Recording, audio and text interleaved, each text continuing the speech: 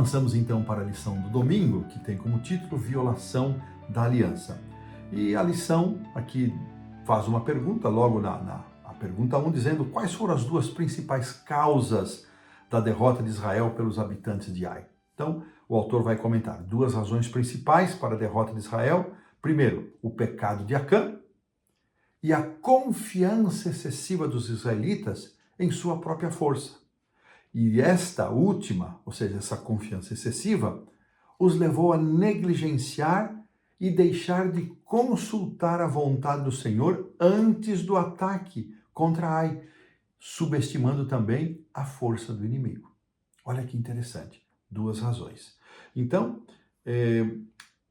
baseado aqui nestes versos iniciais do capítulo 7 de Josué, especialmente o verso 1 e os versos 11 a 13, nós vamos perceber que o pecado de Acã, embora tenha sido ele, Acã, responsável com seu ato traiçoeiro de se apropriar de coisas condenadas, toda a nação foi responsabilizada e sofreu por aquilo que ele havia feito.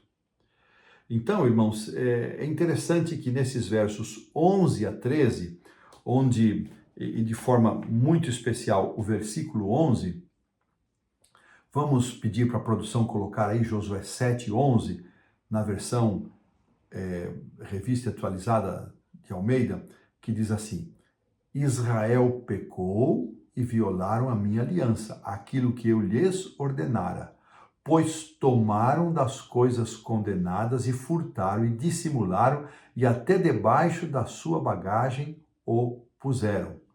Então, depois vem dizendo que por causa disso o povo de Israel não pôde resistir aos inimigos. Olha que coisa interessante, irmãos. Aqui há uma ênfase neste verso, dizendo, olha, Israel pecou, violaram a aliança, tomaram das coisas, furtaram, dissimularam e puseram debaixo da bagagem. Uma sequência de ações destacadas aqui. E uma pergunta que foi levantada: por que o povo de Israel todo foi penalizado por causa do pecado de um só indivíduo? A lição explica aqui no último parágrafo da lição do domingo, diz assim: a aliança entre Yahweh e Israel envolveu o povo em nível individual e coletivo. À luz da aliança, Israel é tratado como uma unidade indivisível de uma nação escolhida por Deus. Portanto, o pecado de um ou mesmo de alguns de seus membros impunha uma culpa para toda a comunidade da aliança. Olha que coisa interessante. Como o Senhor disse em Josué 7, Israel pecou, quebraram a minha aliança, aquilo que eu lhes havia ordenado. E sabe, irmãos, que isso nos leva a pensar na responsabilidade individual que nós temos hoje em relação à nossa igreja.